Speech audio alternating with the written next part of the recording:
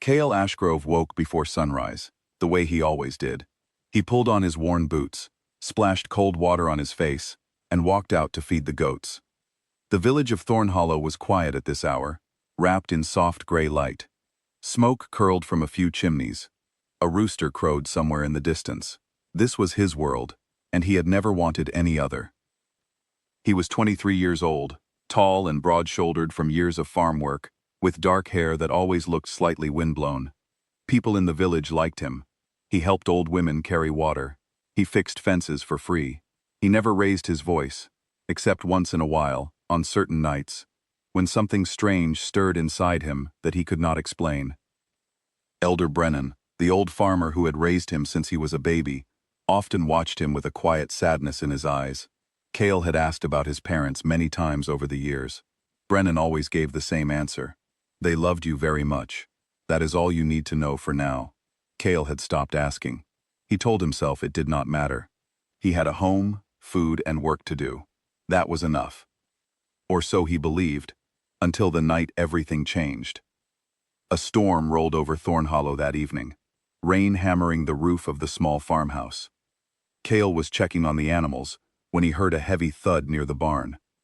He grabbed a lantern and stepped outside, rain soaking through his shirt instantly. There, lying in the mud, was an enormous wolf, far larger than any wolf he had ever seen. Its fur was matted with blood, and it was breathing in short, painful gasps. Most people would have run. Kael did not. He knelt down slowly, speaking in a calm, steady voice, the same voice he used to settle frightened animals. The wolf's eyes, a strange shade of amber, locked onto his. For a moment, neither of them moved. "Easy," Kael whispered. "I won't hurt you." He carried the wolf into the barn, which took every bit of his strength, and spent the night cleaning its wounds with what little medicine he had. Elder Brennan found him there at dawn, and his face turned pale the moment he saw the creature. "You need to stay away from that thing," Brennan said, his voice tight with fear. "It's hurt," Kael answered simply. "I'm not going to leave it to die." Brennan said nothing more, but he did not sleep that night. He sat by the window, watching the barn, holding an old wooden box he had kept hidden under his bed for over 20 years.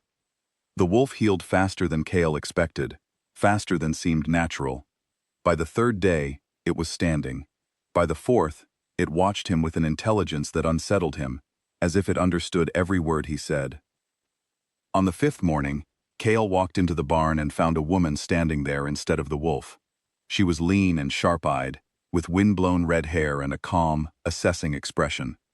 She wore simple traveling clothes, but she carried herself like someone used to command. Kael stumbled back in shock. "What? How?" "My name is Sarah," she said, raising her hands to show she meant no harm. "I owe you my life. I won't forget that." "You were the wolf," Kael said slowly, still trying to understand what he had just seen. "I am a shifter," Sarah explained. "There are more of us than you know. I was traveling when I was attacked. If you hadn't helped me, I would have died." She studied him carefully, tilting her head. "Do you know what you smell like?" Kael blinked. "What?" "You smell like home," she said quietly. "Like the oldest bloodline I know." Before Kael could ask what she meant, Elder Brennan appeared in the barn doorway, his face grim. "It's time," he said. "I should have told you years ago. I'm sorry, Kael." That evening, sitting at the kitchen table with Sarah across from him and Brennan pacing nearby, Kael learned the truth. He had not been born in Thornhollow. He had been brought there as an infant by a dying guardian who begged Brennan to hide him and raise him as an ordinary boy. His real family had been the rulers of a powerful pack, the Moonfire line, until they were betrayed and killed by those who wanted their throne. Kael was the last of that bloodline, hidden away so their enemies could never find him. "This is impossible," Kael said, shaking his head. "I'm a farmer. I plant crops. I fix fences. I'm nobody's king." Sarah's expression softened, just slightly. "Bloodlines do not ask permission, Kael. They simply are." He did not believe her, not fully, until the next full moon. That night, a fire he had never felt before spread through his veins. His bones ached, as if they were rearranging themselves. He staggered outside, away from the house, terrified of what was happening to him.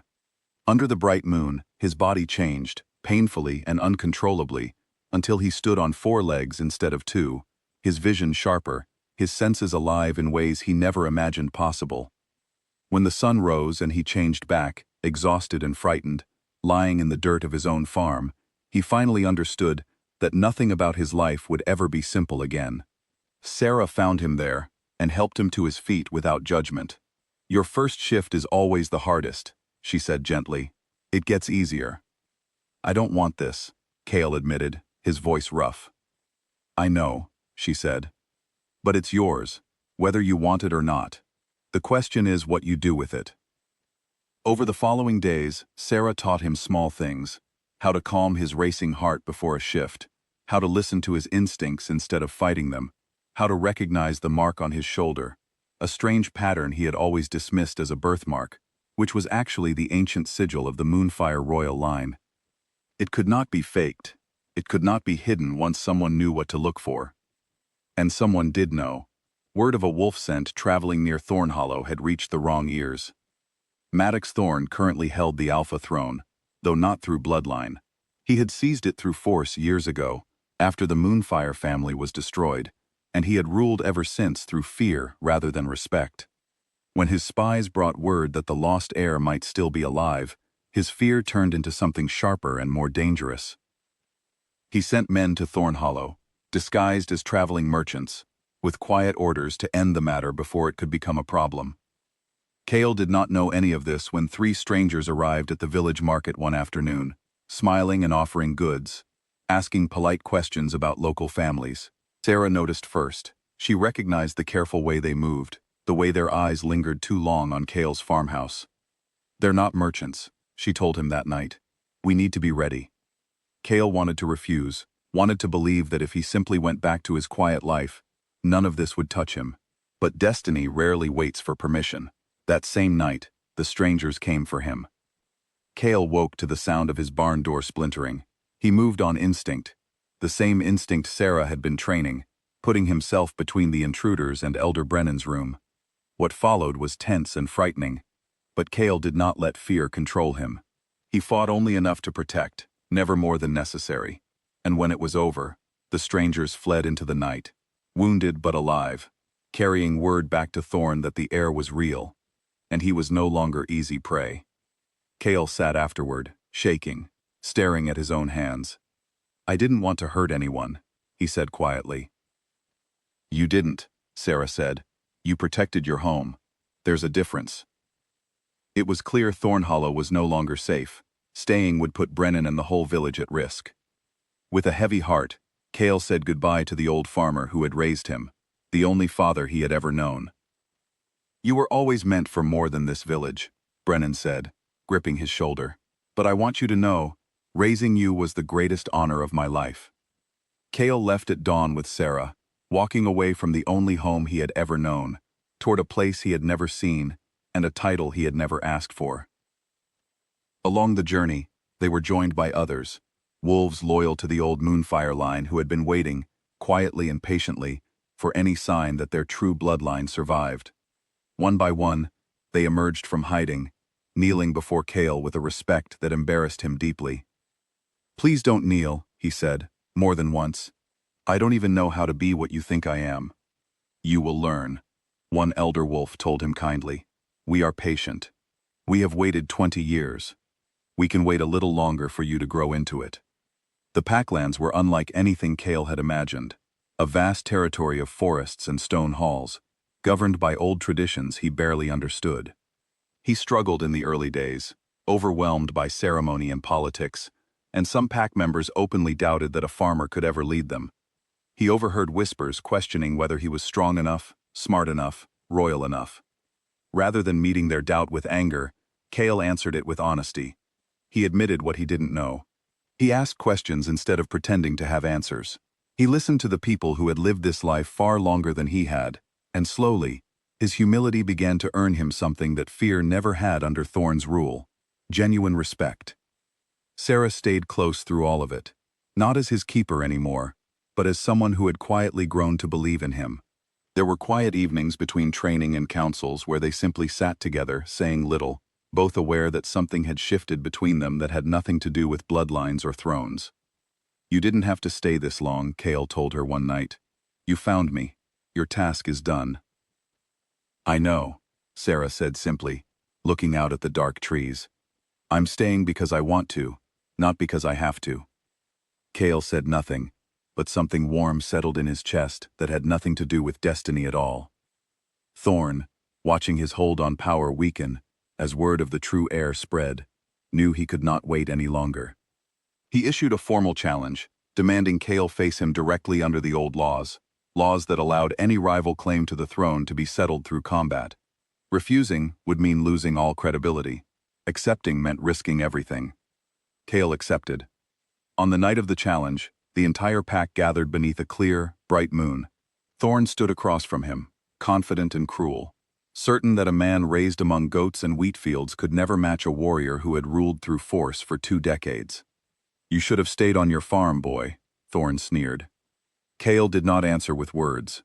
He answered by standing his ground, steady and calm, the same way he once calmed frightened animals and wounded wolves.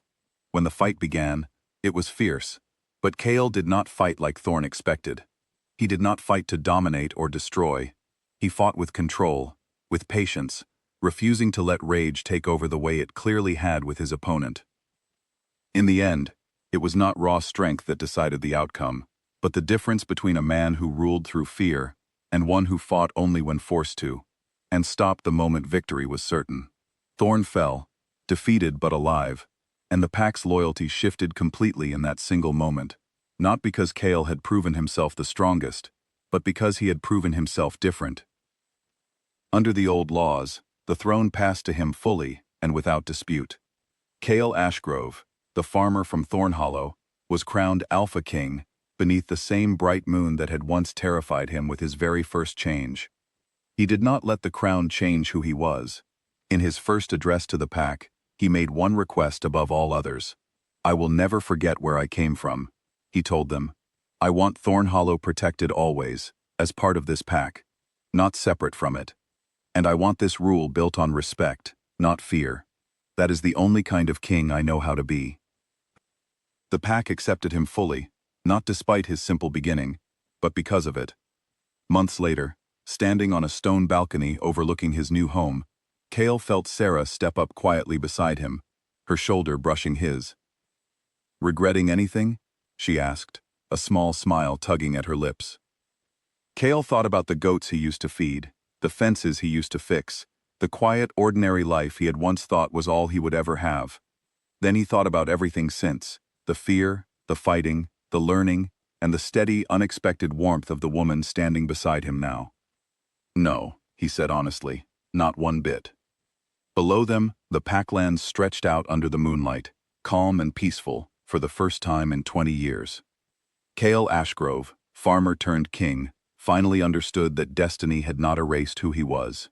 It had simply given him a much larger field to plant in.